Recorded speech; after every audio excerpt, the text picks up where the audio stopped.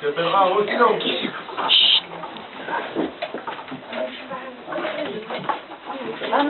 Et ils partirent flottant en quittant sa belle demeure. Au bout d'une journée, sans que rien ne se passe, il aperçut au loin une hôtellerie qu'il prit pour un château. Un château, un château. Voici l'endroit même où je pourrais recevoir l'ordre de chevalerie. Ses pensées l'envahissent, il cria vers l'hôtelier, qui lui raconta sa décision de devenir un vrai chevalier. Don Quichotte se mit à genoux devant lui et lui dit: Dans votre beau château, j'implore que vous m'armiez chevalier cette nuit. Mais ce n'est pas mon château, c'est mon hôtel. Et je ne suis pas mon seigneur, mais mon hôtelier.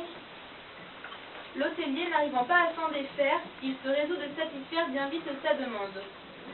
L'hôtelier lève la main et lui donne un grand coup sur la tête avec sa main et avec son épée et un autre coup sur l'épaule.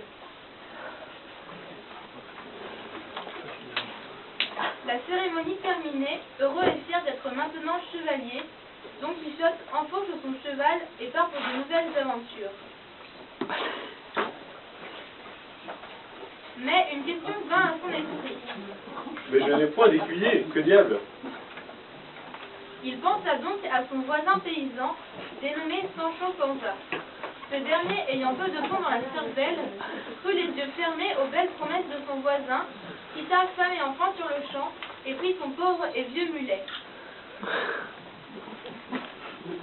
Voici nos deux compères sur leur monture, prêts à conquérir tout le pays, quand Don Quichotte hurla. Regarde, ami, regarde! Voilà devant nous 20 géants auxquels je vais livrer bataille. Quel géant! Ceux que tu vois là-bas, avec leurs grands bras de moins 4 kilomètres. Ce ne sont pas des géants, mon seigneur. Ce sont des moulins à vent que vous voyez. Et ce que vous croyez être leurs bras sont en fait leurs ailes. Mais tais-toi, gros nigo, si tu as peur, reste où tu es.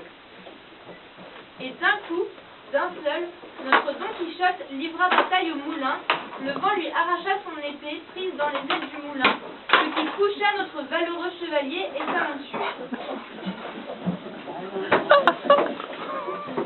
Sancho, en tant que fidèle écuyer, aide son chevalier à se relever et le réconforte. Je vous l'avais dit, mon maître. Je vous l'avais dit. Notre preux chevalier, tout penaud, se ressaisit et reprend sa route, assisté de cette fée dupée par les livres et leur extravagance, toujours suivi par son fidèle écuyer. Don Quichotte se mit à parler si fort que Sancho en fut tout étonné. Voici ce que notre ami Sancho découvrait. Mon amour, où êtes-vous, noble princesse? Oh, belle ingrate, s'il te plaît de me secourir, je suis à toi, un dulciné du Toboso. Impossible. Voilà mon maître amoureux. Mais qui est cette princesse? C'est encore sa folie qui le trahit. Il faut que je l'aide. Je vais faire venir sa propre nièce afin qu'elle se présente devant mon maître déguisée en belle princesse, pour que celui-ci ne puisse la reconnaître. Sitôt dit, sitôt fait, sa nièce fut enchantée de satisfaire la folie de son oncle. La voici donc en pleine transformation.